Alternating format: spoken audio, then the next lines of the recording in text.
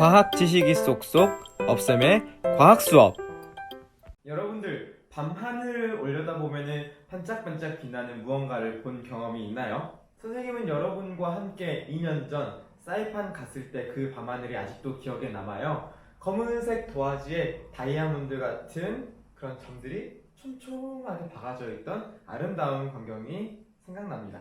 여러분들이 기억하고 있는 밤하늘에는 어떤 것들이 있나요? 동그랗고 밝게 빛나는 달이 있을 수도 있고요. 아니면 다른 친구들 같은 경우에는 선생님과 같이 작은 흰색 별들이 하늘에 촘촘하게 박아져 있는 것들이 기억나는 친구들도 있을 겁니다. 별도 달도 밤하늘을 환하게 비춰주지만 서로 뭔가가 달라요. 자, 오늘 그걸 함께 배워볼 건데요. 학습 목표를 함께 읽어봅시다. 별과 별자리를 찾을 수 있다. 자, 여러분, 그런데 별에 대해서는 우리가 태양을 공부하면서 함께 배웠어요. 별이 뭐였나요? 그렇죠. 별은 항성이라고도 하는데 스스로 빛을 내는 에너지를 만들 수 있는 천체를 우리는 별이라고 했어요. 그럼 아까 전에 이야기했던 밤하늘을 비춰주는 쟁반 같은 그 둥근 달은 별일까요? 달이 빛나는 이유는 스스로 빛을 내는 것이 아니기 때문에 달을 우리는 별이라고 할 수 없겠죠? 달이 왜 빛나냐면요, 달은 거울과 같은 역할이에요. 달은 스스로 빛을 내는 게 아니라 태양으로부터 전달받은 그 빛을 달이 다시 받아서 반짝반짝 지구로 보내주는 역할을 하고 있어요. 그래서 달이 우리 눈에는 빛나 보이는 거랍니다. 그래서 달은 별이 아니고 태양은 별이 맞겠죠? 자, 그런데 생각해보세요. 여러분들이 밤하늘에서 본 별들의 모습은 태양과 같았나요? 태양은 한낮에 굉장히 커다랗게 우리 지구를 밝혀주는데 밤하늘에 빛나는 별들은 아주 작은 하얀색 점처럼 보였어요. 왜 그럴까요? 지난 시간에 이야기했던 것과 같은데요. 태양은 지구와 상대적으로 가깝고 우리 밤하늘을 비춰주는 별은 태양보다 상대적으로 멀리 있기 때문에 작게 보이는 거랍니다. 실제로는 태양보다 훨씬 더 큰 별들도 있어요. 그렇지만 그 별들이 우리 지구와는 굉장히 멀리 있기 때문에 우리 눈에는 그냥 요만한 점으로 보이는 거죠. 자, 그런데 밤하늘에 수 놓아져 있는 이 별들을 보면 여러분들이 이런 생각이 들 때 있죠. 저 점들, 하얀색 빛나는 점들을 이어보고 싶다, 그림으로 만들어보고 싶다 라는 생각을 한 적이 있을 거예요. 옛날 사람들도 빛나는 별을 보면서 우리와 똑같은 생각을 했나봐요. 저 점들을 이으면은 동물이 나올 것 같아. 저 점들을 이으면은 우리가 사용하는 물건이 나올 것 같네. 밤하늘에 많은 별들이 있는데 동물의 모양, 사물의 모양을 만드는 별들의 무리를 우리는 별자리라고 합니다. 그렇다고 해서 내 마음대로 이 별이랑 이 별이랑 이렇게 있고 이렇게 하면은 사자 모양이네? 이거는 사자자리야 라고 말하는 게 아니라 전 세계 사람들이 누가 봐도 저 모양은 사자 모양인 것 같아. 그러니 우리는 저 별들의 무리를 사자 별자리라고 합시다. 땅땅땅 약속을 하는 겁니다. 그럼 선생님과 함께 교과서 61쪽 그림 속에서 별자리를 한번 찾아봅시다. 이 하늘은 보통 북쪽 하늘에 보이는 밤하늘의 모습인데요. 항상 이런 모습이라는 게 아니라 시간마다 다르고 또 장소마다 나라마다 조금씩 다르지만 지금 보는 건 일반적으로 보이는 북쪽의 밤하늘이라고 생각하면 좋겠습니다. 자, 이런 북쪽 하늘을 보면은 오른쪽 위쪽에 여기 이곳에 국자 모양의 7개 별이 모여 있는 것 보이나요? 이것을 북쪽에 7개의 별이 빛난다 라고 해서 북두칠성이라고 합니다. 그리고 또 여기 왼쪽 밑쯤을 한번 봐보세요. M자 모양을 뒤집어 놨거나 W자 모양을 조금 비틀어 놓은 것 같은 모습이죠. 자, 안 보일 수도 있으니까 선생님 한번 그림으로 그려볼게요. 자, 이제 어때요? 잘 보이죠? 자, 이렇게 M자를 뒤집어 놓은 듯한 모양, W자가 조금 틀어져 있는 모양, 이 별자리를 우리는 카시오페이아 자리라고 합니다. 그런데 아까 전 선생님이 별자리들이 시간에 따라서, 장소에 따라서 조금씩 변한다고 했어요. 자, 변화하는 별자리들 속에서 변하지 않고 우리에게 항상 다른 방향을 가르쳐주는 별 하나가 있는데 그 별의 이름이 여러분들이 많이 들어봤을 북극성이랍니다. 북극성은 거의 변함없이 북쪽 하늘을 비춰주고 있는데요.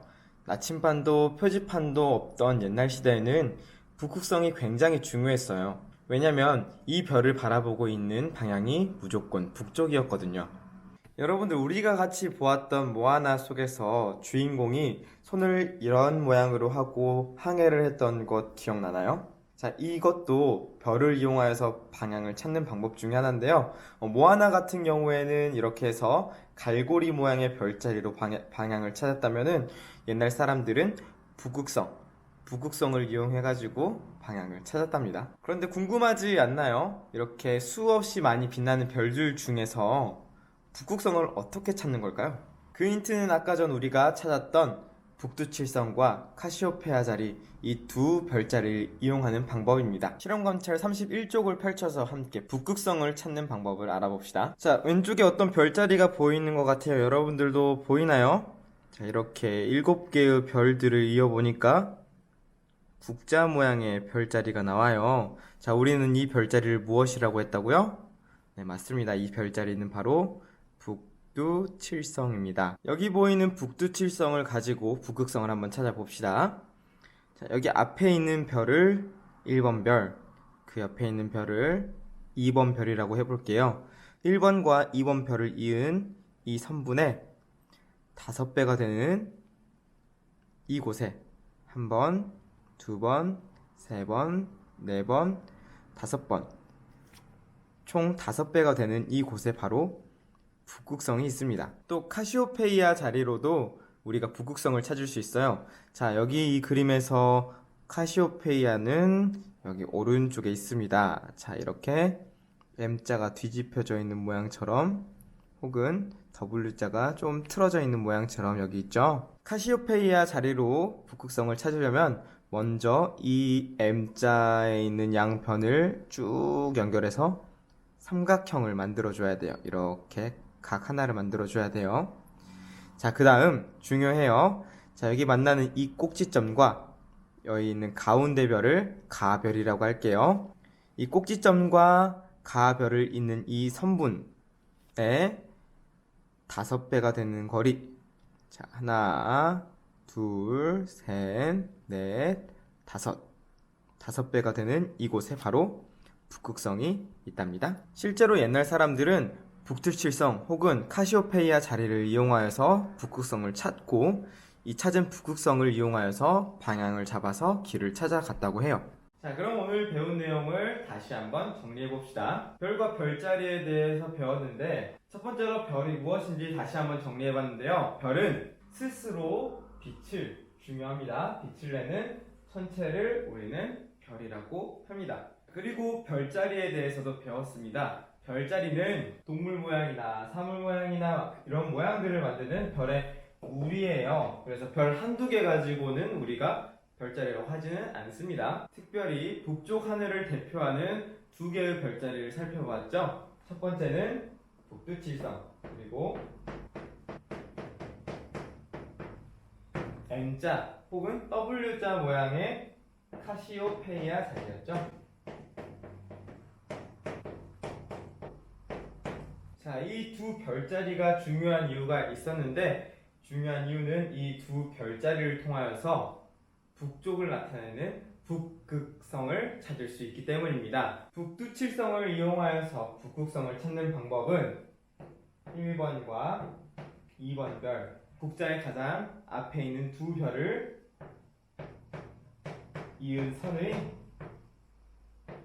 5배가 된 곳에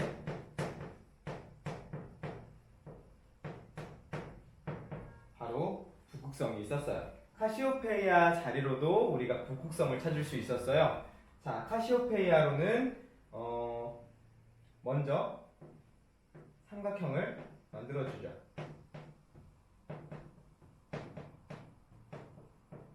자, 그런 다음 이 꼭지점과, 자, 이렇게 되어 있을 때 이 꼭지점과 가운데 있는 별,